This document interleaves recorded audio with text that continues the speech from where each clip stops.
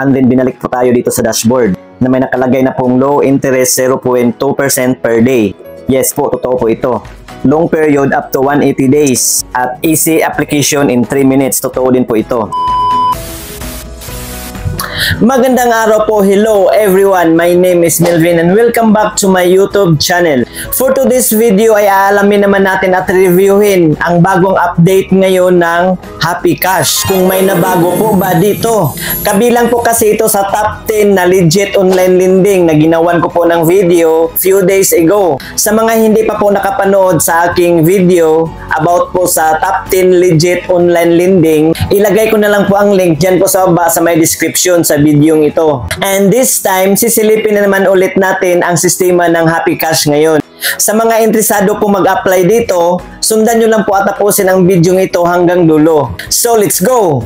Ito, panoorin nyo.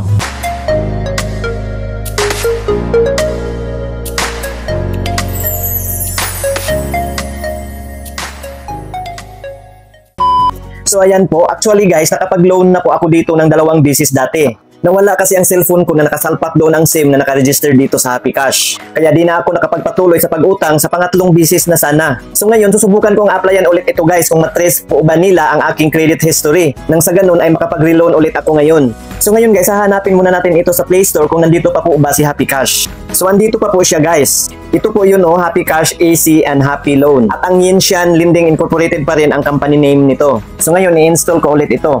At habang installing pa po siya guys, dadaan muna tayo sa Google kung kabilang pa po ba ito sa listahan ng mga registered online lending apps sa SEC o sa Security Exchange Commission. So ayan po guys, nandito na po tayo sa listahan ng mga registered online lending. So hanapin po natin dito ang Yinshan Lending Incorporated. So ito na po siya guys, ito po yung registration code niya at nandito na po yung Yinshan Lending Incorporated at may nakalagay po na operating under the name of Happy Cash. So rehistrado pa rin po ito guys. So ngayon balik na po tayo doon sa Play Store at ayan po, install na po siya, i-open na natin. At ito na po ang dashboard ng Happy Cash guys. May nakalagay na pong available amount 25,000 pesos.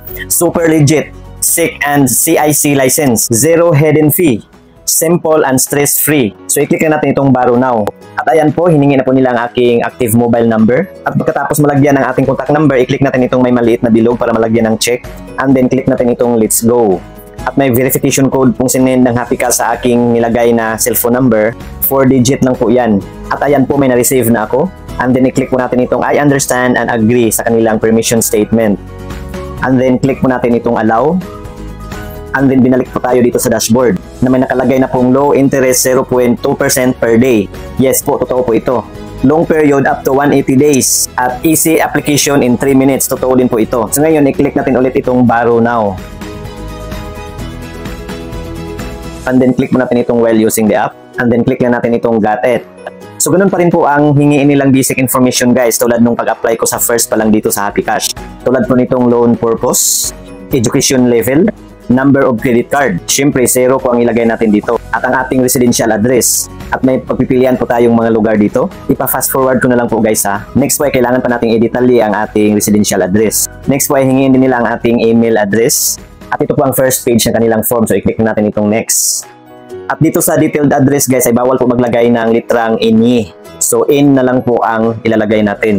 Kaya nag-error pag pindot ko nitong next. So ayan po, pinalitan ko na po ng in. So ngayon pindutin ko ulit itong next. At ganoon pa rin po ang hingiin nilang work information. Tulad po ng aking occupation. At kapag wala po dito sa pagpipilian ng ating trabaho, itong others na lang ang pipiliin natin. Next po ay ang ating sub-occupation at may pagpipilian din dito. And din ang ating monthly income. So ang ilagay ko po dito ay 24,000 pesos. And then ang ating payroll period. So dahil every quincenas yung sahod ko, twice a month po ang pinili ko. And then mamili po tayo kung anong pitsa ang ating sahod.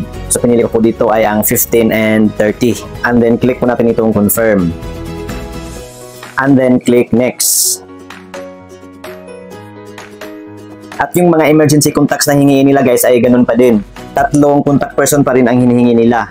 Kabilang na dito ang ating parent, ang ating brother or sister, colleague and friends. Ipa-fast forward ko na lang guys ha. At ayan po, pagkatapos natin fill upan ay i-click na natin itong next. At dito sa next page guys, ay kukunin na po nila ang ating identification info. So kailangan na pong picturean ang ating valid ID. So ito na po yung mga valid ID na tinatanggap ng Happy Cash guys. At ito daw po yung most recommended ID type na may posibilidad daw na bibigyan po ng higher credit. Itong PRC ID, SSS ID, UMID ID, Postal ID, at Passport ID. At kapag wala daw tayo niyan, ay may other option naman po, other type of ID. Tulad po ng driver's license, national ID, at ito po yung sinasabi kong tumatanggap sila ng Pag-ibig ID guys. TIN ID, Voters ID, at PhilHealth ID. Karamihan po kasi sa mga online lending app ngayon ay hindi tumatanggap ng Pag-ibig ID, TIN ID, at PhilHealth ID. So ito po yung advantage dito sa Happy Cash. Kaya pala maliit lang na halaga in-approve sa akin dati dahil itong driver's license lang po ang sinubmit ko. So itry ko pa rin ngayon itong driver's license dahil so kailangan sa harap at likod po ng ating ID ang ating pipicturan. So i-click na natin itong may camera icon, and then click mo natin itong while using the app, and then click natin itong take a photo. Ganyan na po ang position ng ating pag-capture guys. At kapag okay na po, i-click na natin itong may bilog. At ayan po, uploaded na po. Next po ay itong likod na naman ng ating ID.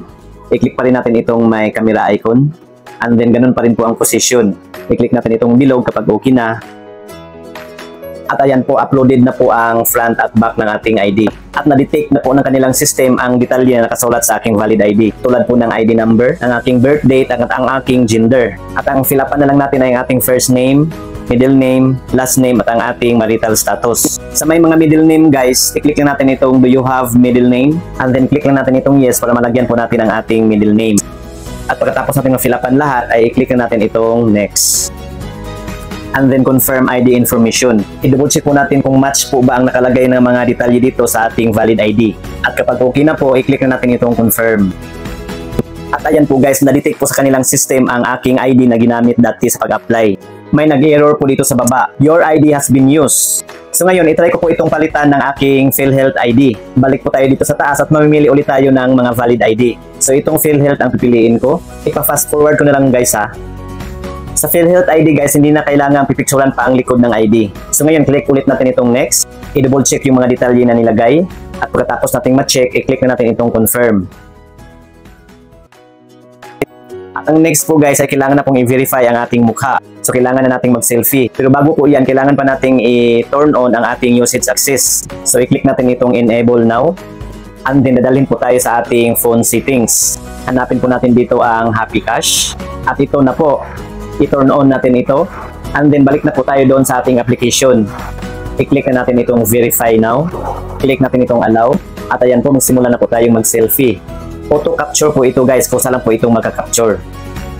At ayan po, credit evaluation na po. Ni-review na po nila ang aking application. Hihintayin daw natin mga 2 minutes daw po. So ganun pa rin po ang sistema ng Happy Cash ngayon guys. Saka na po sila magpapakita ng loan details o repayment plan kapag approve na po ang ating application. At ayan po, may na-receive na po akong text galing kay Happy Cash na approve na daw ang aking application. Wow! Nakapag-reloan ulit ako guys, kahit bagong mobile number na po ang ginamit ko. So ngayon guys, balik na po tayo sa aking dashboard. So ito na po ang in-approve sa akin guys, 960 pesos pa rin. Ganitong halaga din ang in-approve sa akin nung pangalawang bisis ko pa ang pag-loan dito. So ngayon, i-click ko na itong borrow now.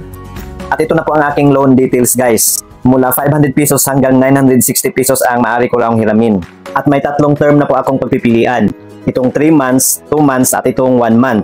So hindi po nagbago ang kanilang interest guys. At ang kanilang payment fee na 20 pesos. 20 pesos lang po ang ibabawas sa ating ni-loan. So sa 960 pesos na utangin ko, ang marireceive ko ay 940 pesos. At ang mababayaran ko na lahat sa isang buwan ay 1,104 pesos na po. At kapag ito namang 2 months ang pipiliin nating term, 20 pesos pa rin ang ibabawas sa ating ni-loan. At ang mababayaran natin buwan-buwan ay 591 pesos lang po. At ang mababayaran natin lahat sa 2 buwan nating pagbabayad ay 1,182 pesos lang po. At kapag itong 3 months naman ang pipiliin nating term, ay still 20 pesos pa rin ang ibabawas sa ating ni-loan. 421 pesos ang mababayaran natin buwan-buwan. At 1,263 pesos ang mababayaran natin lahat sa 3 buwan nating pagbabayad. So ganyan kababa ang interest dito sa Happy Cash guys kung ikumpara natin sa lahat ng mga online lending app na naglabasan ngayon. So ang pinili kong term ito guys ay itong 3 months. At sa withdrawal method naman guys, kung saan natin gustong i-transfer ang ating perang o utangin dito, i-click lang natin itong my account dito guys. At kayo na pong bahalang mamili sa mga e-wallet account at bank account dyan. At pagkatapos natin makapili ay i-click natin itong may maliit na bilog and then magpapa po ito. ang kanilang privacy policy at loan agreement. I-click lang natin itong I have read and agreed to all agreements. And then hintayin ang loan verification code na isend sa ating mobile number na nakaregister dito. At pagkatapos nating malagyan, i-click na natin itong confirm. At ayan po, ito na po ang loan assessment. Verifying na po ang result. At hindi umabot ng 1 minuto guys, ay may pumasok na po sa aking GCash account na 940 pesos. At pagbalik ko dito sa dashboard ay 0 na po ang available amount na nakalagay. At ito na po ang aking latest due amount na 421 pesos. At ngayong December 21 po yan ang first due date. So yun lang po guys. Expected na po talaga na maliit lang na amount ang in-approve ni HappyCash sa akin dahil yung sinubmit kong ID ay hindi po recommended para po sa higher credit.